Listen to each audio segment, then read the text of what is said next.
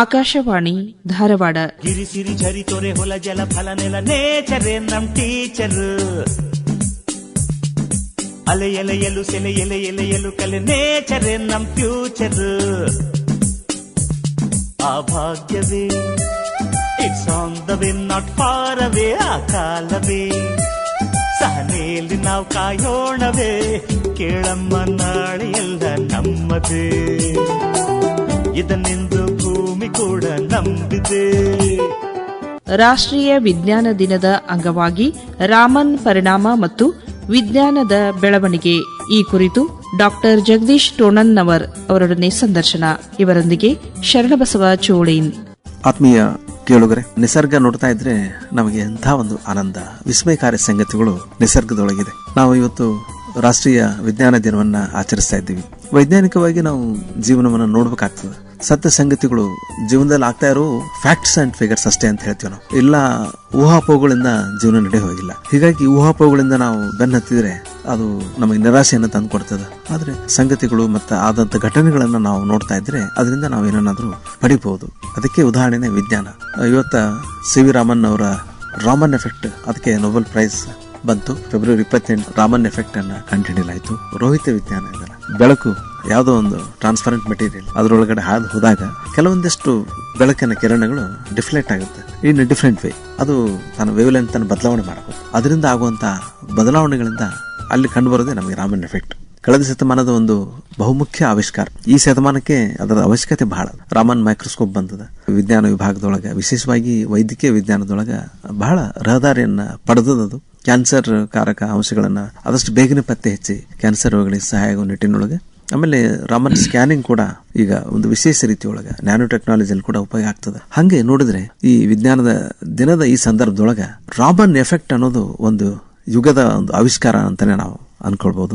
ಇವತ್ತು ಆ ಕುರಿತಂತೆ ಚರ್ಚೆ ಮಾಡಲಿಕ್ಕೆ ನಮ್ಮ ಜೊತೆಗೆ ಕರ್ನಾಟಕ ವಿಶ್ವವಿದ್ಯಾಲಯದ ಹಿರಿಯ ಭೌತಶಾಸ್ತ್ರ ವಿಭಾಗದ ವಿಶ್ರಾಂತ ಪ್ರಾಧ್ಯಾಪಕರಾಗಿರುವಂತಹ ಡಾಕ್ಟರ್ ಜಗದೀಶ್ ಟೋಣನ್ ಅವರು ಬಂದಾರ.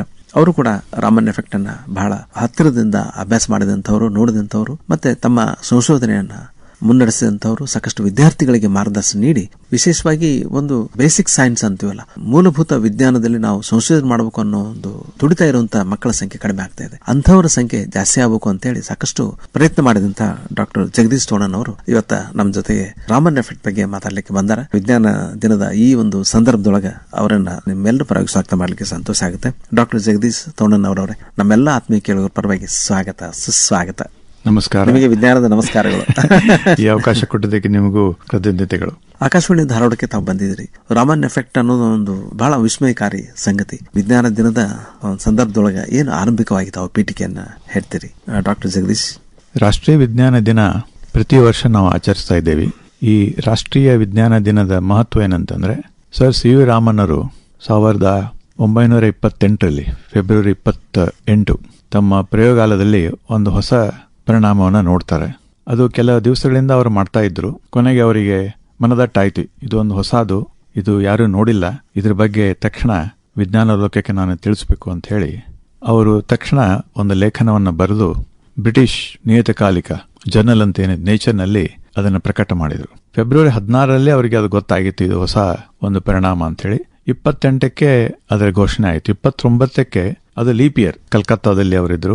ಅದನ್ನು ಅಲ್ಲಿ ದೈನಿಕ ಮಾಧ್ಯಮಗಳಿಗೆ ಕೊಟ್ಟು ಅದನ್ನು ಘೋಷಣೆ ಮಾಡಿದರು. ಈ ಆವಿಷ್ಕಾರ 2 ವರ್ಷದಲ್ಲಿ ಅದರ ಮಹತ್ವ ವಿಜ್ಞಾನಿಗಳಿಗೆ ಅರಿವಾಯಿತು. 1930 ಅದಕ್ಕೆ ರಾಮನ್ ಪರಿಣಾಮ, ರಾಮನ್ ಎಫೆಕ್ಟ್ ಅಂತ ಕರೀಲಿಕ್ಕೆ ಶುರು ಮಾಡಿದರು. ಈ ಹಿನ್ನೆಲೆಯಲ್ಲಿ ಅವರಿಗೆ ನೊಬೆಲ್ ಪಾರಿತೋಷಕ ಬಂತು. ಅವಾಗ ಏಷ್ಯಾ ಖಂಡದಲ್ಲೇ ಈ ನೊಬೆಲ್ ಪ್ರಶಸ್ತಿ ಪಡೆದವರಂದ್ರೆ ರಾಮನ್ನರು.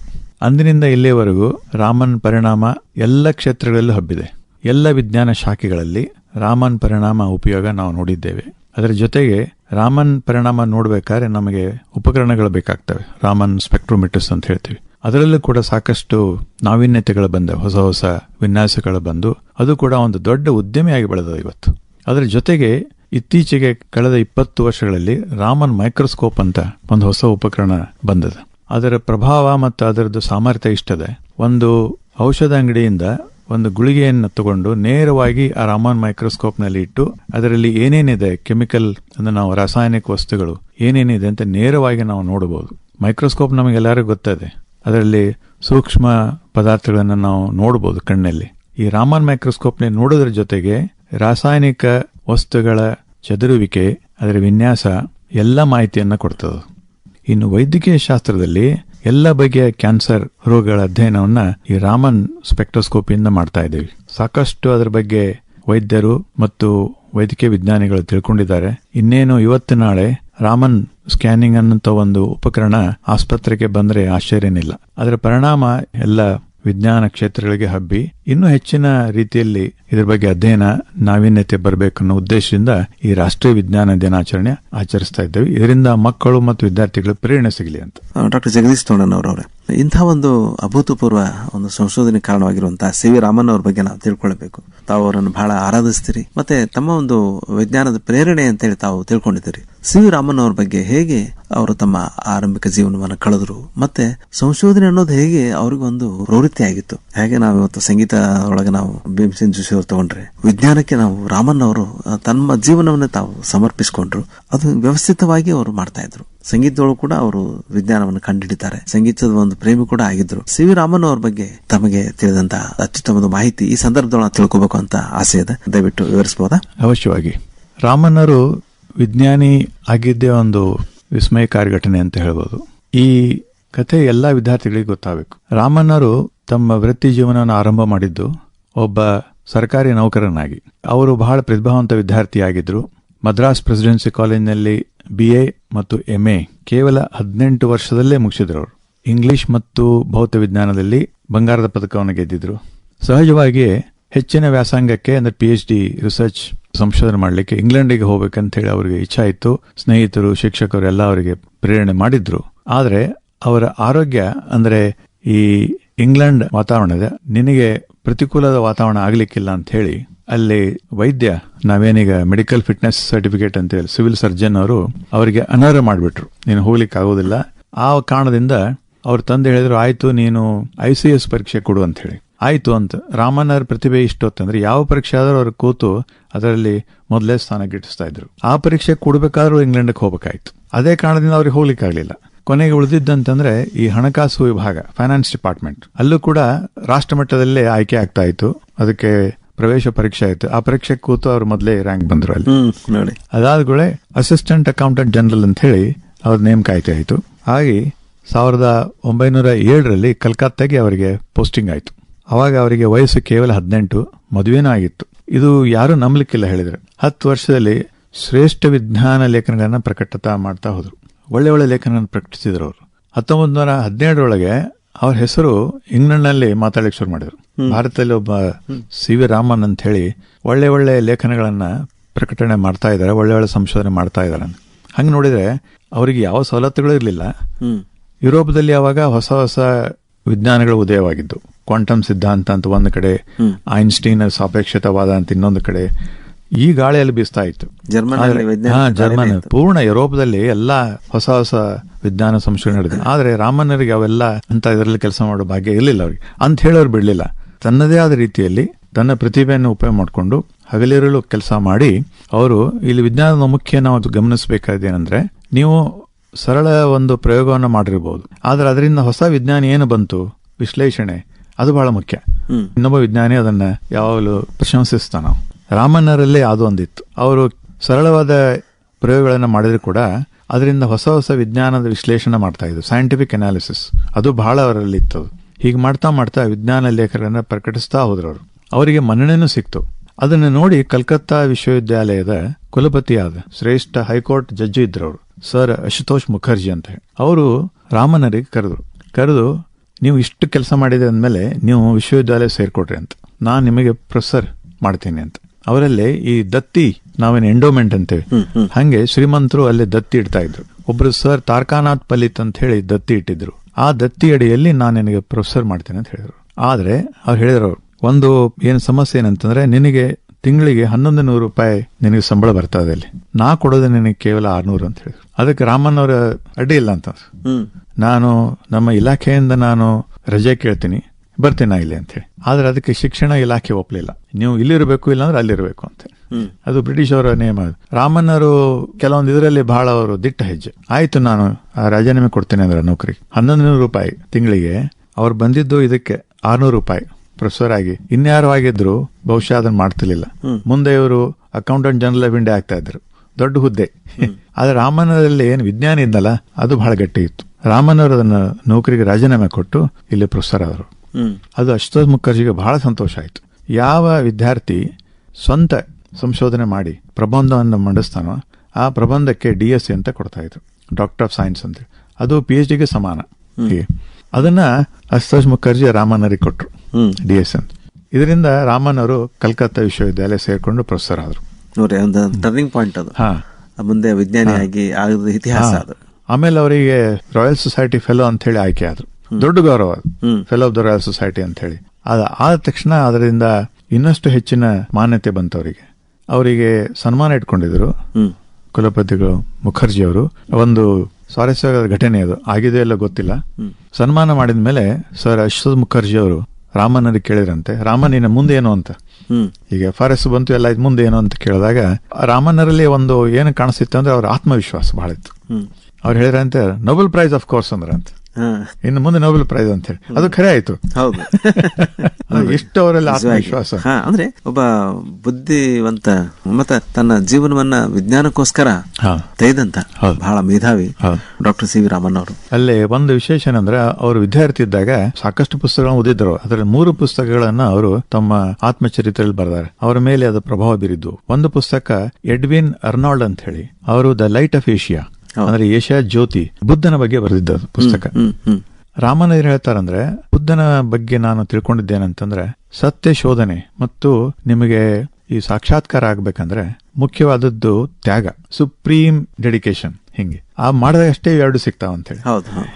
ಇದು ನನಗೆ ಬಹಳ ಹಿಡಿಸ್ತು ಅಂತ ಹೇಳ್ತಾರ ಅವರು. ಅದಕ್ಕೆ ತಯಾರಿದ್ರಲ್ಲ ನೋಡಿ, ತಮ್ಮ ಉನ್ನತವಾದ ಹುದ್ದೆಯನ್ನ ತ್ಯಾಗ ಮಾಡಿ ಅವರು ವಿಜ್ಞಾನಿ ಆಗ್ಲಿಕ್ಕೆ ಮುಂದೆ ಬಂದ್ರು. ಸಾಧಕರಿಗೆ ಇದು ಬೇಕು ಅಂತ ಈಗ ಒಂದು ಇಂಡಿಯನ್ ಇನ್ಸ್ಟಿಟ್ಯೂಟ್ ಆಫ್ ಸೈನ್ಸ್ ಏನಿದೆಲ್ಲ, ಭಾರತೀಯ ವಿಜ್ಞಾನ ಸಂಸ್ಥೆ, ಅದು ಒಂದು CV ರಾಮನ್ ಅವರ ಕೊಡುಗೆನೆ.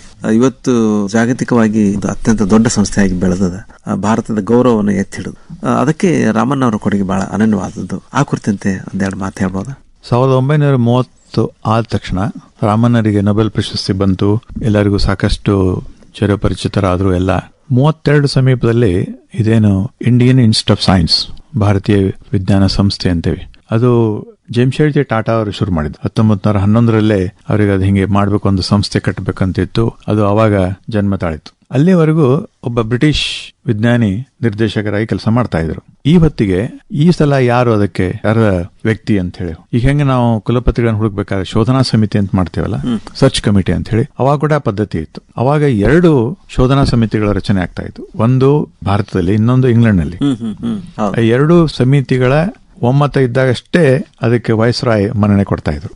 ನಮ್ಮ ಶೋಧನಾ ಸಮಿತಿ ಚೇರ್ಮನ್ ರಾಗಿ ಕೆಲಸ ಮಾಡಿದ್ದು ಸರ್ ಎಂ ವಿಶ್ವೇಶ್ವರಯ್ಯ ಅವರು ಅವರಿದ್ರು. ಇನ್ನೊಬ್ಬರು ಹೆಸರಾಂತ ICS ಅಧಿಕಾರಿ ರಾಘವಾಚಾರಿ ಅಂತ ಹೇಳಿ ಅವರು. ಇನ್ನೊಬ್ರು ಒಬ್ಬ ಬ್ರಿಟಿಷ್ ವಿಜ್ಞಾನಿಯನ್ನು ಹಾಕೊಂಡಿದ್ರು ಅವರು. ಅಲ್ಲೂ ಕೂಡ ಸರ್ ವಿಲಿಯಂ ಬ್ರಾಗ್ ಅಂತ ಹೇಳಿ ಹೆಸರಾಂತ ವಿಜ್ಞಾನಿ ಅವರು, ನಮ್ಮ ಭೌತ ವಿಜ್ಞಾನದಲ್ಲಿ ನೊಬೆಲ್ ತಗೊಂಡವರು, ಅವರಲ್ಲಿ ಚೇರ್ಮನ್ ರಾಗಿದ್ರು. ಹೀಗೆ 2 ಸಮಿತಿಗಳ ಒಮ್ಮತ ಏನಂತಂದ್ರೆ, ಈ ಹುದ್ದೆಗೆ ಸರ್ CV ರಾಮನ್ ಅರ್ಹರು ಅಂತ ಹೇಳಿ.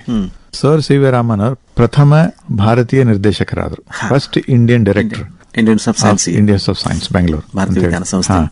ಸೊ ಏಪ್ರಿಲ್ 1933 ಅಧಿಕಾರ ವಹಿಸಿಕೊಂಡ್ರು. ಸಾಕಷ್ಟು ಕೆಲಸ ಮಾಡಿದ್ರು. ನೋಡ್ರಿ, ರಾಮನ್ ಅವರು ಈಗಾಗಲೇ ವಿಶ್ವವಿಖ್ಯಾತ ಆಗಿದ್ರು, ಮೂಲಭೂತ ಸಂಶೋಧನೆ ಮಾಡಿದ್ರು, ನೊಬೆಲ್ ಪ್ರಶಸ್ತಿಯನ್ನ ಪಡೆದಿದ್ರು. ಅಂತ ವ್ಯಕ್ತಿ ಆ ಸಂಸ್ಥೆಗೆ ನಿರ್ದೇಶಕರಾಗಿ ಹೋದ್ಮೇಲೆ ಆ ಸಂಸ್ಥೆಗೆ ಗೌರವ ಬರ್ತದೆ. ಮತ್ತು ಸಾಕಷ್ಟು ರಾಮನ್ ಅವರು ಕೆಲಸ ಮಾಡಿ, ಅವರು ಈ ಪ್ರತಿಭೆಯಲ್ಲಿ ಯಾವ ಒಂದು ಸಂಧಾನ ಮಾಡ್ಕೊತಿರ್ಲಿಲ್ಲ. ನನಗೆ ಒಳ್ಳೆಯವರೇ ಬೇಕು ಅಂತ ಹೇಳಿ. ಹಿಂಗಾಗಿ ಅವರು ಒಳ್ಳೆ ಪ್ರತಿಭಾವಂತರನ್ನ ಅಲ್ಲಿ ತಂದ್ರು. ಅಷ್ಟೇ ಅಲ್ಲ, ಯುರೋಪ್ದಿಂದ ವಿಜ್ಞಾನಿಗಳನ್ನ ತರಬೇಕಂತ ಬಹಳ ಇತ್ತು ಅವ್ರಿಗೆ. ಒಬ್ರು ಬಂದು ಹೋದ್ರು, ಅವರ ನಿಕಟವರ್ತಿ ಸ್ನೇಹಿತರು ಆದ ಡಾಕ್ಟರ್ ಮ್ಯಾಕ್ಸ್ ಬಾರ್ನ್ ಅಂತೇಳಿ, ಜರ್ಮನ್ ವಿಜ್ಞಾನಿ, ಬಹಳ ದೊಡ್ಡ ವಿಜ್ಞಾನಿ. ಮಾರ್ಗದರ್ಶನದೊಳಗೆ ಸ್ನೇಹಿತರು, ಸಾಕಷ್ಟು ಆವಿಷ್ಕಾರಗಳು. ಜರ್ಮನಿ ಒಳಗೆ ಬಹಳ ದೊಡ್ಡ ವಿಜ್ಞಾನಿ. ಅವರು ಕೂಡ ಇಲ್ಲಿ ಸಂದರ್ಶಕ ಪ್ರಾಧ್ಯಾಪಕ ಅಂತ ರಾಮನ್ ಅವರು ನೇಮಕ ಮಾಡಿದ್ರು. ಬಂದ್ರು ಅವರು, ಇಲ್ಲಿ ಸ್ವಲ್ಪ ದಿವಸ ಇದ್ದು ಕೆಲಸ ಮಾಡಿ ಹೋಗ್ಯಾರ ಅವ್ರು. ಬಹಳ ಸಂತೋಷ. ಅವ್ರು ಹಾಕಿ ಕೊಟ್ಟ ಒಂದೇನು ಮಾರ್ಗದ ಅದರಿಂದನೇ ಅದು ಬೆಳಿತಾ ಹೋಯ್ತು. ಇವತ್ತು ದಿಗ್ಗಜ ಸಂಸ್ಥೆ ರಾಮಣ್ಣರ ದೊಡ್ಡ ಕೊಡುಗೆ ನಿಂತದ. ಖಂಡಿತವಾಗಿ ಈ ಸಂದರ್ಭದಲ್ಲಿ ನೆನಪಿರಬೇಕು. ಡಾಕ್ಟರ್ ಜಗದೀಶ್ ತೋಡಣ್ಣ ಅವರವರೇ, ತಾವು ವಿಜ್ಞಾನದ ಮೂಲಭೂತ ವಿಜ್ಞಾನ ಅಂದ್ರೆ ಸಂಶೋಧನೆಗೆ ತಾವು ಹೆಸರುವಾಸಿ, ಸಾಕಷ್ಟು ತನ್ಮಯರಾಗಿ ಸಂಶೋಧನೆ ಮಾಡ್ತೀರಿ. ಕರ್ನಾಟಕ ವಿಶ್ವವಿದ್ಯಾಲಯ ಸಾಕಷ್ಟು ಹೊಸ ಹೊಸ ಪರಿಕರಗಳು ಎಲ್ಲ ಬಂದದ. ಈಗ ನಮಗೆ ಸಿ ವಿ ರಾಮನ್ ಎಫೆಕ್ಟ್ ಏನಿದೆ ಅಲ್ಲ, ಅದು ಅಂದ್ರೆ ಏನು? ಸ್ಪಷ್ಟವಾಗಿ ವೈಜ್ಞಾನಿಕವಾಗಿ ಅದನ್ನ ಹೆಂಗೆ ನೋಡ್ತೀರಿ ಅದನ್ನ ಒಂದೆರಡು ಮಾತಲ್ಲಿ ಹೇಳ್ಬೋದಾ? ಒಂದೇ ಬಣ್ಣದ ಬೆಳಕನ್ನ ಒಂದು ವಸ್ತುವಿನ ಮೂಲಕ ನಾವು ಹಾಯಿಸಿದಾಗ, ಉದಾಹರಣೆಗೆ ನೀರು ನೇರಳೆ ಬಣ್ಣದ ಬೆಳಕಿನ ಕಿರಣ ನೀರಿನಲ್ಲಿ ಹಾದು ಹೋದಾಗ ಅದು ಇನ್ನೊಂದು ಬಣ್ಣವನ್ನು ಹೊರಗೆ ಹಾಕ್ತದೆ. ಇದಕ್ಕೆ ನಾವು ಫ್ಲೋರಿಸೆನ್ಸ್ ಅಂತ ಹೇಳ್ತೀವಿ ಭೌತ ವಿಜ್ಞಾನದಲ್ಲಿ. ಉದಾಹರಣೆಗೆ ಸಾಧಾರಣ ಈ ಬಣ್ಣದ ವಸ್ತುಗಳು, ಒಂದು ನೇರಳೆ ಬಣ್ಣದ ವಸ್ತು ಇತ್ತಂದ್ರೆ ಅದರಲ್ಲಿ ನೇರಳೆ ಬಣ್ಣ ಹಾಕಿದಾಗ ನಮಗೆ ಹೊರಗೆ ಬರುವುದು ಹಸಿರು ಬಣ್ಣ. ಹಸಿರು ಬಣ್ಣದ ಬೆಳಕು ಹೊರಗೆ ಬರ್ತದೆ ಅಂತ ಹೇಳಿ ಇದು ಗೊತ್ತಿತ್ತು ಅವಾಗ. ಇದರ ಬಗ್ಗೆ ರಾಮಣ್ಣರಿಗೆ ಕುತೂಹಲ ಬಂದಿದ್ದು, ಅವರು ಸಮುದ್ರಯಾನ ಮಾಡಿದಾಗ ಮೊದಲೇ ಸಲ ಅವರು ಯುರೋಪಕ್ಕೆ ಹೋಗಿ ಬರಬೇಕಾದ್ರೆ ಅವರು ಬಹಳ ಸೂಕ್ಷ್ಮ ಮನಸ್ಸಿನ ವಿಜ್ಞಾನಿ, ಎಲ್ಲವನ್ನು ಸೂಕ್ಷ್ಮ ದೃಷ್ಟಿಯಿಂದ ನೋಡ್ತಾ ಇದ್ರು. ಸಮುದ್ರದ ನೀರು ಯಾಕೆ ನೀಲಿ ಅಂತ ಅವ್ರಿಗೆ ಒಂದು ಪ್ರಶ್ನೆ ಬಂತು. ಅದಕ್ಕೆ ಉತ್ತರ ಒಬ್ಬ ಲಾರ್ಡ್ ರೇಲೆ ಅಂತ ಹೇಳಿ ಬ್ರಿಟಿಷ್ ವಿಜ್ಞಾನಿ ಮೊದಲೇ ಕೊಟ್ಟಿದ್ದ. ಏನಂದ್ರೆ ನೀರು ಕನ್ನಡಿ ಇದ್ದಂಗ, ಮೇಲೆ ನೀಲಿ ಆಕಾಶ, ಅದು ಪ್ರತಿಫಲನ, ರಿಫ್ಲೆಕ್ಷನ್ ಆಫ್ ದ ಲೈಟ್ ಅಂತ ಹಿಂಗ್ ಹೇಳಿದ್ರು ಅವರು.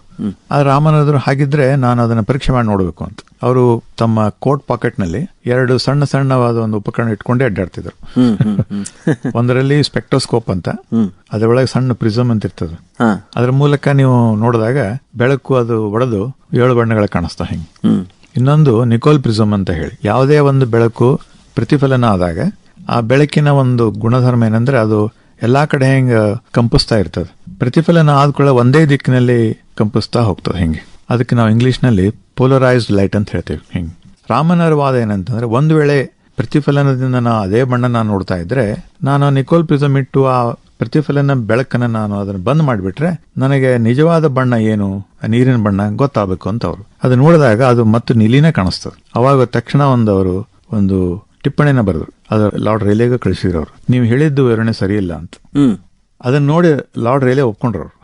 ಅಂದ್ರೆ ಕೆಲವೊಂದ್ಸಲ ಏನಾಗ್ತದೆ, ನಾವು ಹೀಗೆ ಇರ್ಬೋದಂತ ತಿಳ್ಕೊಂಡ್ಬಿಡ್ತೇವೆ. ಆದ್ರೆ ಅದನ್ನ ನಾವು ವಿಶ್ಲೇಷಣೆ ಮಾಡಿ ನೋಡಿದಾಗ ಇಲ್ಲ, ಹಂಗಾರೆ ಇದು ಸರಿಯಲ್ಲ ಅಂತ ಹೇಳಿ ಅದಕ್ಕೆ ಅವ್ರು ಒಪ್ಕೊಂಡ್ರು ಲಾರ್ಡ್ ರೇಲೆ. ಅಲ್ಲಿಗೆ ನಿಲ್ಲಿಲ್ಲ. ರಾಮನರಿಗೆ ಅದು ಕುತೂಹಲ ಬಂತು. ಹಂಗಾರೆ ಈಗ ನಾನು ಬೆಳಕನ್ನ ಈ ಬೇರೆ ಬೇರೆ ವಸ್ತುಗಳ ಮೂಲಕ ಹಾಯಿಸಿದಾಗ ಏನಾದ್ರೂ ಒಂದು ಬದಲಾವಣೆ ಕಾಣಿಸ್ಬೇಕು, ಅದರಲ್ಲಿ ಏನು ಬದಲಾವಣೆ ಆಗ್ತದ ಅಂತ ಹೇಳಿ ಅವ್ರಿಗೆ ಶುರು ಆತಲ್ಲಿ 1921 ಶುರು ಆಗಿದ್ದವ್ರು. ಹೀಗೆ ಅದನ್ನ ಅಧ್ಯಯನ ಮಾಡ್ತಾ ಬಂದಾಗ ಈ ರಾಮನ್ ಇಫೆಕ್ಟ್, ರಾಮನ ಪರಿಣಾಮ ಏನಂತಂದ್ರೆ, ಈಗ ಆಗಲೇ ಹೇಳಿದೆ, ನೀರನ್ನು ತಗೊಂಡು ಅದರ ನೇರಳೆ ಬಣ್ಣ ಬೆಳಕಿನ ಕಿರಣ ಹಾಸಿದಾಗ ಅಲ್ಲಿ 3 ನಮೂನಿ ನಮಗೆ ಕಿರಣಗಳು ಹೊರಗೆ ಬರ್ತಾವ. ಒಂದು ನೇರಳೆ ಬಣ್ಣನೂ ಹೊರಗೆ ಬರ್ತದ ಬೆಳಕು, ಅದ್ರ ಜೊತೆಗೆ ಇನ್ನೆರಡು ಕಾಣಿಸ್ತದೆ, ಅತಿ ನೇರಳೆ ಮತ್ತು ಹಸಿರು. 2 ಪಕ್ಕದಲ್ಲೇ ಬೆಳಕಿನ ಕಿರಣಗಳು ಕಾಣಿಸ್ಲಿವೆ ಅವ್ರಿಗೆ ಆಶ್ಚರ್ಯ ಆಯ್ತದ, ಹೀಗೆ ಬರಬಾರ್ದಲ್ಲ ಅಂತ ಹೇಳಿ, ಬಟ್ ಅದನ್ನ ಅವರು ಮತ್ತೊಂದು ಬೇರೆ ಬೇರೆ ವಸ್ತುಗಳನ್ನು ತಗೊಂಡು, ಬೇರೆ ಬೇರೆ ದ್ರವಗಳನ್ನ, ಲಿಕ್ವಿಡ್ಸ್ ತಗೊಂಡು ಅದನ್ನ ಮಾಡಿ ಖಚಿತಪಡಿಸಿಕೊಂಡ್ರು. ಈ ರಾಮನ ಪರಿಣಾಮದ್ದು ಮಹತ್ವ ಇಲ್ಲೇ ಅದ. ಏನಂದ್ರೆ, ಒಂದು ವಸ್ತು ಬೆಳಕನ್ನ ಚದುರಿಸಿದಾಗ ಆ ಚದುರಿದ ಬೆಳಕಿನೊಳಗೆ ಆ ಬೆಳಕಿನ ಗುಣಧರ್ಮಗಳು ಬೇರೆಯಾಗಿ ಹೊರಗೆ ಬರ್ತದೆ. ಸ್ಕ್ಯಾಟರಿಂಗ್ ಅಂತ ಹೇಳ್ತೇವೆ ನಾವು. ಸ್ಕ್ಯಾಟರಿಂಗ್ ಅಂದ್ರೆ ಆ ವಸ್ತುಗಳಿರುವ ಅಣುಗಳಿರುತ್ತಲ್ಲ, ಅವು ಕಂಪಿಸ್ತಾವ. ಹಿಂಗ್ ಕಂಪಿಸಿಕೊಂಡು ಆ ಬೆಳಕನ್ನ ತಗೊಂಡು ಅವು ಕಂಪನ ಆಗಿ ಮತ್ತೆ ಬೆಳಕನ್ನ ಹೊರಗೆ ಹಾಕ್ತಾವ. ಆ ಬೆಳಕು ಹೊರಗೆ ಬರ್ತದಲ್ಲ, ಆ ಬೆಳಕಿನ ಗುಣಧರ್ಮಗಳು ಬದಲಾಗ್ಬಿಡ್ತಾವ. ವೇವ್ಲೆಂತ್ ಬದಲಾಗ್ಬಿಡ್ತದೆ, ತರಂಗಾಂತರ ಅಂತೆ. ಒಂದು ಅದೇ ವೇವ್ಲೆಂತ್ ಹೊರಗೆ ಬರ್ತದೆ, ತರಂಗಾಂತರ. ಇನ್ನೊಂದು ಕಡಿಮೆಯಾಗಿ ಹೊರಗೆ ಬರ್ತದೆ, ಇನ್ನೊಂದು ಹೆಚ್ಚಿಗೆಯಾಗಿ ಹೊರಗೆ ಬರ್ತದೆ. ಒಂದು ಗಿಡ್ಡ ಆಗ್ತದೆ, ಇನ್ನೊಂದು ಉದ್ದ ಆಗ್ತದೆ. ಹಿಂಗೆ 3 ನಮೂನಿ ಬೆಳಕು ಹೊರಗೆ ಬರ್ತದೆ. ಇದು ರಾಮನ್ ಇಫೆಕ್ಟ್. ಇದು ಮೊದ್ಲು ಯಾರು ನೋಡಿರ್ಲಿಲ್ಲ, ಹೇಗೆ ಸೂಕ್ಷ್ಮ ಯಾರು ಅದನ್ನು ಗಮನಿಸಿರ್ಲಿಲ್ಲ. ಇದರ ಮೂಲಕ ಈ ರಾಮನ್ ಸ್ಪೆಕ್ಟ್ರಮ್ ಅಂತ ಏನಂತೀವಿ, ರಾಮನ್ ರೋಹಿತ ವಿಜ್ಞಾನ, ಇದರಿಂದ ನಾವು ಆ ಅಣು ಮಾಲಿಕ್ಯೂಲ್ಸ್ ಅದರ ರಚನೆ ಮತ್ತು ಆ ಪರಮಾಣುಗಳಿಂದ ಕೂಡಿದಂತ ಏನೋ ಒಂದು ಬಂಧ ಇರ್ತದೆ, ಬಾಂಡ್ ಅಂತ ಹೇಳ್ತೀವಿ. ಈಗ ನೀವು ನೀರು ತಗೊಂಡ್ರೆ ಅದರಲ್ಲಿ ಒಂದು ಆಕ್ಸಿಜನ್ ಪರಮಾಣು ಇದೆ, 2 ಹೈಡ್ರೋಜನ್ ಪರಮಾಣುಗಳು ಅದಕ್ಕೆ ಅಂಟ್ಕೊಂಡಿದ್ದಾವೆ. ಹಿಂಗೆ ಬಂಧನ H2O ಅಂತೀವಿ, ಬಾಂಡೆಡ್. ಹಿಂಗೆ ಅವು ಬಾಂಡ್ ಹೆಂಗಂದ್ರೆ ಬಂಧನ ಈಗ ಸ್ಪ್ರಿಂಗ್ ಇದ್ದಂಗೆ, ಅವು ಪರಮಾಣುಗಳು ಹಿಂದೆ ಮುಂದೆ ಕಂಪಿಸ್ತಾವ. ಹಿಂಗೆ ಹಾ. ಆ ಕಂಪನ ಏನದಲ್ಲ, ಅದು ಎಷ್ಟು ಕಂಪನಾಂಕ ಫ್ರೀಕ್ವೆನ್ಸಿ, ಅದನ್ನ ರಾಮನ್ ರೋಹಿತ ವಿಜ್ಞಾನದಿಂದ ಕಂಡುಹಿಡಿಬಹುದು. ಬಹಳ ಒಂದು ಅತ್ಯದ್ಭುತವಾದ ಒಂದು ಸಂಶೋಧನೆ ಮತ್ತು ಅದನ್ನು ತುಂಬಾ ಚೆನ್ನಾಗಿ ವಿಶ್ಲೇಷಣೆ ಮಾಡಿದೆ ಡಾಕ್ಟರ್ ಜಗದೀಶ್ ತೋಳನ್ ಅವರವರೇ. ಕರ್ನಾಟಕ ವಿಶ್ವವಿದ್ಯಾಲಯ ಕೂಡ ಸಂಶೋಧನೆಗೆ ಹೆಸರುವಾಸಿ. ಡಾಕ್ಟರ್ ಎಂ ಐ ಸವದತ್ತಿ ಅವರ ಕಾಲದಿಂದನೂ ಕೂಡ ತಮ್ಮ ಹೆಸರನ್ನ ಕರ್ನಾಟಕ ವಿಶ್ವವಿದ್ಯಾಲಯದ ಭೌತಶಾಸ್ತ್ರ ಮತ್ತು ರಸಾಯನಶಾಸ್ತ್ರ ವಿಭಾಗಗಳು ಪಡೆದಿವೆ. ಈವನ್ ಜುವಾಲಜಿ ಮತ್ತು ಬಾಟನಿ ಡಿಪಾರ್ಟ್ಮೆಂಟ್ ಅಲ್ಲಿ ಕೂಡ ಸಾಕಷ್ಟು ಉತ್ತಮ ರಿಸರ್ಚ್ ಆಗುತ್ತೆ. ಈಗ ಒಂದು ನಮ್ಮ ಕರ್ನಾಟಕ ವಿಶ್ವವಿದ್ಯಾಲಯದ ಭೌತಶಾಸ್ತ್ರ ವಿಭಾಗದೊಳಗ ಏನು ಅವಕಾಶಗಳು ಇದೆ, ಹೇಗೆ ಒಂದು ವಿಜ್ಞಾನಿಗಳನ್ನ ಅಂದ್ರೆ ವಿದ್ಯಾರ್ಥಿಗಳನ್ನ ಮೂಲ ಭೌತಶಾಸ್ತ್ರದ ಒಂದು ಅಧ್ಯಯನಕ್ಕೆ ಒಳಪಡಿಸಲಾಗ್ತದೆ, ಹೇಗೆ ಒಂದು ಸಂಶೋಧನಾ ಅವಕಾಶಗಳು ವಿಶ್ವವಿದ್ಯಾಲಯದಲ್ಲಿ ಲಭ್ಯವಿವೆ? ರಾಮನ್ ಸ್ಪೆಕ್ಟ್ರೋಸ್ಕೋಪಿ ಅಂದ್ರೆ ರಾಮನ್ ರೋಹಿತ ವಿಜ್ಞಾನ ನಾವು ಪಠ್ಯಕ್ರಮದಲ್ಲಿ ಹಾಕೊಂಡಿದ್ದೇವೆ. ಅದನ್ನು ನಾವು ವಿದ್ಯಾರ್ಥಿಗಳಿಗೆ ಬೋಧನೆ ಮಾಡ್ತೇವೆ. ಅದರ ಜೊತೆಗೆ ಸಂಶೋಧನೆಯಲ್ಲೂ ಕೂಡ ನಾವು ರಾಮನ್ ರೋಹಿತ ವಿಜ್ಞಾನವನ್ನು ಅಳವಡಿಸಿಕೊಂಡಿದ್ದೇವೆ. ಸುಮಾರು 3 ದಶಕಗಳ ಕಾಲ ನಾವು ಅದರ ಬಗ್ಗೆ ಅಧ್ಯಯನ ಅಷ್ಟೇ ಅಲ್ಲ, ಬೋಧನೆ ಅಷ್ಟೇ ಅಲ್ಲ, ಸಾಕಷ್ಟು ನಾವು ಲೇಖನಗಳನ್ನು ಕೂಡ ನಾವು ಪ್ರಕಟ ಮಾಡಿದ್ದೇವೆ. ಮತ್ತು ವಿದ್ಯಾರ್ಥಿಗಳಿಗೆ ಪ್ರೇರಣೆ ಆಗುವ ರೀತಿಯಲ್ಲಿ ಸಾಕಷ್ಟು ನಾವು ಈ ಶಿಬಿರಗಳನ್ನು ಮಾಡಿದ್ದೇವೆ. ಆಮೇಲೆ ಈ ಕಾರ್ಯಾಗಾರಗಳನ್ನು ಕೂಡ ನಾವು ಮಾಡಿದ್ದೇವೆ. ಬೇರೆ ಬೇರೆ ವಿಭಾಗಗಳು ಕೂಡ ಇದರ ಉಪಯೋಗಗಳನ್ನು ಪಡ್ಕೊಂಡಿದ್ದಾವೆ, ಲಾಭಗಳನ್ನು ಪಡ್ಕೊಂಡಿದ್ದಾವೆ. ಉದಾಹರಣೆಗೆ ನಮ್ಮ ನೆರೆಹೊರೆಯಾದ ರಾಸಾಯನಿಕ ವಿಭಾಗ, ಅದರಲ್ಲೂ ಕೂಡ ನಮ್ಮ ಜೊತೆ ಕೂಡಿ ಕೆಲಸ ಮಾಡಿದ್ದಾರೆ. ಹೀಗೆ ಬೇರೆ ಬೇರೆ ವಿಶ್ವವಿದ್ಯಾಲಯಗಳು ಕೂಡ ಇದರ ಬಗ್ಗೆ ಅಧ್ಯಯನಗಳಾಗಿವೆ. ಈ ರಾಮನ್ ರೋಹಿತ ವಿಜ್ಞಾನ ಸ್ಪೆಕ್ಟ್ರೋಸ್ಕೋಪಿ ಏನದ, ಅದರದ್ದು ಒಂದು ಹೊಸ ಸ್ವರೂಪ ಅಂತ ಹೇಳ್ಬೋದು, ಅಥವಾ ಅವತಾರ ಅಂತ ಹೇಳ್ಬೋದು. ಹೇಗೆ ಟೆಕ್ನಾಲಜಿ ತಂತ್ರಜ್ಞಾನ ಬೆಳೀತಾ ಇದೋ ಅದರ ಜೊತೆಗೆ ರಾಮನ್ ರೋಹಿತ ವಿಜ್ಞಾನ ಕೂಡ ದಾಪುಗಾಲ ಹಾಕ್ತಾ ಇದೆ. ಇವತ್ತು ಉಪಕರಣಗಳು ಇಷ್ಟು ಉನ್ನತ ಮಟ್ಟದಲ್ಲಿ ಸಿಗ್ತಾ ಇದ್ದಾವೆ. ಬಹಳಷ್ಟು ವಸ್ತುಗಳ ಗುಣಧರ್ಮಗಳನ್ನ ರಾಮನ್ ರೋಹಿತ ವಿಜ್ಞಾನದಿಂದ ನಾವು ಅಭ್ಯಾಸ ಮಾಡಬಹುದು. ಈಗ ಆರ್ಟಿಫಿಷಿಯಲ್ ಇಂಟೆಲಿಜೆನ್ಸ್ ಬೇರೆ ಬಂದಿದೆ. ಈಗ AI ಬಂದದೆ. ಬಹುಶಃ ರಾಮನ್ ಸ್ಪೆಕ್ಟ್ರೋಮೀಟರ್, ರಾಮನ್ ಮೈಕ್ರೋಸ್ಕೋಪ್ ಉಪಕರಣದಲ್ಲಿ AI ಕೂಡ ಅಳವಡಿಕೆ ಆಗ್ತದೆ. ಅದು ಮತ್ತೊಂದು ದಿಕ್ಕನ್ನೇ ತೋರಿಸ್ಬಿಡ್ಬೋದು. ಬರುವ 10-20 ವರ್ಷಗಳು ಬಹಳ ಮಹತ್ತರ ಬದಲಾವಣೆ ತರ್ತಾವು. ಅಂದ್ರೆ ಇನ್ನೂ ರಾಮನ್ ರೋಹಿತ ವಿಜ್ಞಾನದಲ್ಲಿ ಹೆಚ್ಚಿನ ಅವಕಾಶಗಳು ಮತ್ತು ಹೆಚ್ಚಿನ ಆವಿಷ್ಕಾರಗಳಿಗೆ ಸಾಧ್ಯತೆಗಳಿದೆ. ಡಾಕ್ಟರ್ ಜಗದೀಶ್ ತೋಳನ್ ಅವರವ್ರೆ, ಈಗ ವಿಜ್ಞಾನ ದಿನದ ಒಂದು ಸಂದರ್ಭದೊಳಗೆ ನಾವು ವಿಚಾರ ಮಾಡೋದು ಅಂದ್ರೆ ಈಗ ಮೂಲಭೂತ ವಿಜ್ಞಾನ ಇದಕ್ಕೆ ಒಲವು ಬಹಳ ವಿದ್ಯಾರ್ಥಿಗಳಲ್ಲಿ ಕಡಿಮೆ. ಈಗ ತಂತ್ರಜ್ಞಾನದೊಳಗ ಸಾಕಷ್ಟು ಉತ್ತಮ ಉದ್ಯೋಗ ಅವಕಾಶಗಳಿದಾವೆ ಅಂತ ತಿಳ್ಕೊಂಡು ಆ ಕಡೆ ವಾಲ್ತಾರೆ. ವೈದ್ಯಕೀಯ ವಿಜ್ಞಾನದೊಳಗೆ ಕೂಡ ಕೆಲವೊಂದಿಷ್ಟು ವಿದ್ಯಾರ್ಥಿಗಳು ಬದುಕನ್ನು ಕಂಡುಕೊಳ್ಳಕ್ ಹೋಗ್ತಾರೆ. ಆದ್ರೆ ಸಂಶೋಧನೆ ಮಾಡಬೇಕು, ಸಂಶೋಧನೆಯಲ್ಲಿ ಆನಂದವನ್ನು ಪಡಿಬೇಕು ಅಂತ ಹೇಳಿ ಸಿ ರಾಮನ್ ತರ ವಿಚಾರ ಮಾಡಿದ್ರು. ಯಾಕಂದ್ರೆ ನಮ್ಮಲ್ಲಿ ಈಗ 5 ನೊಬೆಲ್ ಪ್ರಶಸ್ತಿಗಳು ರಾಮನ್ ನಂತರ ನೋಡಿದ್ರೆ ಬಂದಿದೆ. ಈ ಒಂದು 21ನೇ ಶತಮಾನ ಏನಿದೆಲ್ಲ ಮಹತ್ತರವಾದ ತಾಂತ್ರಿಕ ಯುಗ, ಇದರೊಳಗೂ ಹೆಚ್ಚು ಒಂದು ಸಾಧನೆ ಆಗಬೇಕಲ್ಲ ವಿದ್ಯಾರ್ಥಿಗಳಿಗೆ. ಅಂದ್ರೆ ಮೂಲಭೂತ ವಿಜ್ಞಾನದ ಕಡೆ ತಮ್ಮ ಅನುಭವ ಏನು, ಹೇಗೆ ಒಂದು ಸಂಶೋಧನೆ ಅನ್ನೋದು ಹೆಚ್ಚಿನ ಬೆಳಕನ್ನು ನೀಡುತ್ತದೆ ಮತ್ತೆ ಒಂದು ಸಂತೃಪ್ತಿಯನ್ನು ನೀಡುತ್ತದೆ. ಅದರೊಳಗೆ ನಮಗೆ ಹೆಚ್ಚು ನಾವು ತೊಡಗಿಕೊಂಡ್ವಿ ಅಂದ್ರೆ ಜಗತ್ತಿಗೆ ಒಂದು ಹೊಸ ವೈಜ್ಞಾನಿಕ ಕಾಣಿಕೆ ನೀಡುವಂತ ಅವಕಾಶ ಲಭ್ಯ ಆಗ್ತದೆ. ಆ ಕುರಿತಂತೆ ವಿದ್ಯಾರ್ಥಿಗಳನ್ನ ಪ್ರೇರೇಪಿಸಬಹುದಾ ವಿಜ್ಞಾನಕ್ಕೆ? ರಾಮನ್ ಅವರು ಮೂಲಭೂತ ವಿಜ್ಞಾನಕ್ಕೆ ಬಹಳ ಒತ್ತು ಕೊಟ್ಟಿದ್ರು. ಯಾಕೆಂದ್ರೆ ಸ್ವತಃ ಅವರೇ ಆ ದಿಶೆಯಲ್ಲಿ ಸಾಕಷ್ಟು ಕೆಲಸ ಮಾಡಿದ್ರು. ಯಾರಾದರೂ ಅವರ ಸಂಸ್ಥೆಗೆ ಭೇಟಿ ಕೊಟ್ರೆ, ರಾಮನ್ ರಿಸರ್ಚ್ ಇನ್ಸ್ಟಿಟ್ಯೂಟ್ ಅಲ್ಲಿ ಹೋದ್ರೆ ಬಹಳ ಉತ್ಸಾಹದಿಂದ ಅವರಿಗೆ ತಮ್ಮ ರೋಹಿತ ವಿಜ್ಞಾನ ಬಗ್ಗೆ ತಿಳಿ ಹೇಳ್ತಾ ಇದ್ರು. ಹೀಗೆ ಮತ್ತು ಮಕ್ಕಳನ್ನ ಕರೆದು ಈ ಮೂಲಭೂತ ವಿಜ್ಞಾನ ಬಗ್ಗೆ ಹೇಳ್ತಾ ಇದ್ರು. ಅವರು ಒಂದು ಮಾತನ್ನ ಹೇಳ್ತಾರೆ, ಏನಂದ್ರೆ the solution to the India's economic problem is science, more science and still more science ಅಂತ ಹೇಳಿ ಒಂದು ಮಾತನ್ನ ಹೇಳಿದ್ದಾರೆ. ಸಾಕಷ್ಟು ನಾವು ವಿಜ್ಞಾನ ಬೆಳೆದಿದ್ದನ್ನು ನೋಡಿದ್ವಿ. ಮೂಲಭೂತ ವಿಜ್ಞಾನದಿಂದ ಸಾಕಷ್ಟು ಆವಿಷ್ಕಾರಗಳು ಆಗ್ಯಾವ, ಹೊಸ ಉಪಕರಣಗಳು ಬಂದಾವ. ಈ ಹೇಳ್ತಾ ಹೋದ್ರೆ ಬಹಳ ಇದೆ ಅದ್ರ ಬಗ್ಗೆ. ಈಗ ರಾಮನ್ನದೇ ನಾವು ತಗೊಂಡ್ರೆ, ರಾಮನ್ ರೋಹಿತ ವಿಜ್ಞಾನದಿಂದ ಈಗ ರಾಮನ್ ಮೈಕ್ರೋಸ್ಕೋಪ್ ಅನ್ನೋದು ಒಂದು ಹೊಸ ಉಪಕರಣ, ಹೊಸ ವಿಚಾರ. ಇದು ಬಹುಶಃ 30 ವರ್ಷ ಹಿಂದೆ ಯಾರು ಊಹಿಸ್ಲಿಕ್ಕೆ ಸಾಧ್ಯನೇ ಇರಲಿಲ್ಲ. ಹೀಗೆ ರಾಮನ್ ಮೈಕ್ರೋಸ್ಕೋಪಿ ಅಂತೇನದ, ಮೈಕ್ರೋಸ್ಕೋಪ್ ಒಂದು ಉಪಕರಣ ಆದ್ರೆ ರಾಮನ್ ರೋಹಿತ ವಿಜ್ಞಾನ ಇನ್ನೊಂದ್ ಕಡೆ, ಎರಡನ್ನ ಕೂಡಿಸಿ ಒಂದು ಉಪಕರಣ ನಾವು ಮಾಡಬಹುದು ಮತ್ತು ಹೊಸದನ್ನ ತಿಳ್ಕೋಬಹುದು ಅನ್ನೋದು ಒಂದು ದೊಡ್ಡ ಆವಿಷ್ಕಾರ ನನ್ನ ಪ್ರಕಾರ. ಖಂಡಿತ ನೋಡ್ರಿ, ಅಂದ್ರೆ ಆರಂಭಿಕ ಲಕ್ಷಣಗಳು ಕ್ಯಾನ್ಸರ್ ಗೊತ್ತಾಗ್ತದೆ, ಈ ರಾಮನ್ ಮೈಕ್ರೋಸ್ಕೋಪ್ ಗೊತ್ತಾಗ್ತದೆ. ಖಂಡಿತವಾಗಿ ಕ್ಯಾನ್ಸರ್ ಮುಕ್ತ ಸಮಾಜ ಮಾಡಬಹುದಲ್ಲ. ಹೌದು. ಹೀಗಾಗಿ ಈ ದಿಶೆಯಲ್ಲಿ ನಮ್ಮಲ್ಲಿ ಮೂಲಭೂತ ವಿಜ್ಞಾನಕ್ಕೆ ಇನ್ನಷ್ಟು ಹೆಚ್ಚಿನ ಒತ್ತು ಬರಬೇಕು. ನಾವು ವಿದ್ಯಾರ್ಥಿಗಳಿಗೆ ಪ್ರೇರಣೆ ಕೊಡಬೇಕು. ಯಾಕೆಂದ್ರೆ ಇವತ್ತು ಪಾಶ್ಚಾತ್ಯ ದೇಶಗಳು ಯಾಕಷ್ಟು ಗಟ್ಟಿಯಾಗಿ ನಿಂತಾವಂತಂದ್ರೆ ಅವರ ಮೂಲಭೂತ ವಿಜ್ಞಾನ ಬಹಳ ಗಟ್ಟಿ ಅದ. ಹೀಗಾಗಿ ಅವರು ಅದರಿಂದ ಇನೋವೇಷನ್ ಅಂತ ಹೇಳ್ತೇವೆ ನಾವು, ನಾವೀನ್ಯತೆ ಅಂತ. ಅದು ಸುಮ್ಮನೆ ಬರೋದಿಲ್ಲ. ನಾವು ಇಲ್ಲಿ ಗಟ್ಟಿ ಆದ್ರೆ ಅಲ್ಲಿ ಗಟ್ಟಿ ಆಗ್ತೇವೆ. ಏನಾದ್ರು ಮಾಡ್ಬೇಕು. ಈಗ ಇನೋವೇಷನ್ ಮಾಡಿ ನಾವು ಈ ಕಡೆನೂ ಬರಬಹುದು, ಅದು ಮಾತು ಬೇರೆ. ನಾನು ಇದನ್ನ ಯಾವಾಗಲೂ ಹೇಳ್ತಾ ಇರ್ತೇನೆ ಎಲ್ಲಾ ವೇದಿಕೆಗಳಲ್ಲಿ. ರಾಮನ್ ಪರಿಣಾಮ ನಮ್ಮ ದೇಶದಲ್ಲಿ ಆವಿಷ್ಕಾರ ಆಯಿತು, ಆದ್ರೆ ರಾಮನ್ ಸ್ಪೆಕ್ಟ್ರೋಮೀಟರ್ ಅಂತ ಅದನ್ನ ನೋಡ್ಲಿಕ್ಕೆ ಏನೋ ಒಂದು ಉಪಕರಣ ಬೇಕಲ್ಲ. ಅಗ್ಗದರದ ರಾಮನ್ ಸ್ಪೆಕ್ಟ್ರೋಮೀಟರ್ ಕೂಡ ನಾವು ಇಲ್ಲಿ ತಯಾರು ಮಾಡ್ತಾ ಇಲ್ಲ. ಅದನ್ನು ಕೂಡ ನಾವು ಹೊರಗಿಂದ ತರಿಸ್ಕೋತಾ ಇದ್ದೀವಿ. ಅದಾಗಬೇಕಾಗಿದೆ. ಅದಕ್ಕೆ ವಿದ್ಯಾರ್ಥಿಗಳಿಗೆ ನಾವು ಪ್ರೇರಣೆ ಮಾಡಿದ್ರೆ, ಇದು ರಾಮನ್ ರೋಹಿತ ವಿಜ್ಞಾನ ಒಂದು, ಹೀಗೆ ಸಾಕಷ್ಟು ವಿಜ್ಞಾನ ವಿಷಯಗಳಿದಾವೆ, ಶಾಖೆಗಳಿದಾವೆ. ಅದರಲ್ಲಿ ನಾವು ಮೂಲಭೂತ ವಿಜ್ಞಾನಕ್ಕೆ ನಾವು ಗಟ್ಟಿಯಾಗಿ ನಿಂತ್ರೆ ನಮ್ಮಲ್ಲಿ ಸಾಕಷ್ಟು ಸಂಶೋಧನೆ ಆಗ್ತಾ ಇತ್ತು, ಇಲ್ಲ ಅಂತಿಲ್ಲ. ಆದ್ರೆ ಅಂತಾರಾಷ್ಟ್ರೀಯ ಮಟ್ಟಕ್ಕೆ ನಾವು ಹೋಲಿಸಿದ್ರೆ ಬರ್ಬೇಕು ನಾವು. ಈಗ ನೋಡ್ರಿ, ಈಗ 2025 ಇನ್ನು 5 ವರ್ಷ ಹೋದ್ರೆ ರಾಮನ್ ಅವರಿಗೆ ನೊಬೆಲ್ ಪ್ರಶಸ್ತಿ ಬಂದ 100 ವರ್ಷ ಆಗ್ತದೆ. ಈ 100 ವರ್ಷದಲ್ಲಿ ಇನ್ನೂ ಸಾಕಷ್ಟು ನೊಬೆಲ್ ವಿಜ್ಞಾನಿಗಳು ಬರಬೇಕಾಗಿತ್ತು. ಡಾಕ್ಟರ್ ಜಗದೀಶ್ ತೋಣನ್ ಅವರವ್ರೆ, ಈ ವರ್ಷದ ಒಂದು ವಿಚಾರಗಳನ್ನ ನಾವು ನೋಡ್ತಾ ಇದ್ರೆ ಪ್ರತಿ ವರ್ಷ ಒಂದು ಥೀಮ್ ಇರ್ತದೆ. ಈ ವರ್ಷ ಯಾವ ಮಹಾದಾಸೆಯನ್ನ ಒಂದು ಭಾರತ ಸರ್ಕಾರ ಇಟ್ಕೊಂಡಿದೆ ವಿಜ್ಞಾನವನ್ನ ಒಂದು ಪ್ರಚೋದನೆ ಮಾಡಲಿಕ್ಕೆ ವಿದ್ಯಾರ್ಥಿಗಳಿಗೆ, ಆ ಕುರಿತಂತೆ ಮಾಹಿತಿ ಕೊಡ್ಬೋದಾ? ಹಾ, ಈ ಸಲದ ರಾಷ್ಟ್ರೀಯ ವಿಜ್ಞಾನ ದಿನದ ವಿಷಯ ಏನಂತಂದ್ರೆ, ಈ ವಿಕಸಿತ ಭಾರತ್ ಕನಸನ್ನ ನನಸಾಗಿ ಮಾಡಲಿಕ್ಕೆ ನಮ್ಮ ಯುವ ಜನಾಂಗ, empowering Indian youth for global leadership in science and innovation for Viksit Bharat ಅಂತ ಹೇಳಿ. ನೋಡಿ, ವಿಕಸಿತ ಭಾರತ ನಮ್ ಗುರಿ ಇದೆ. 2047 ಹೊತ್ತಿಗೆ ನಾವೊಂದು ಬಹಳ ಶಕ್ತಿಯುತ ರಾಷ್ಟ್ರವಾಗಿ ನಿಲ್ಲಬೇಕು ಅಂತ ಹೇಳಿ. ಅದಕ್ಕೆ ನಮ್ಮ ಯುವಕರಿಗೆ ಸಶಕ್ತೀಕರಣ ಅವಶ್ಯಕತೆ ಅದಂತ. We have to empower our youth to achieve that. ಬಹಳ ಸಂತೋಷ ಡಾಕ್ಟರ್ ಜಗದೀಶ್ ತೋಣನ್ ಅವರವ್ರೆ.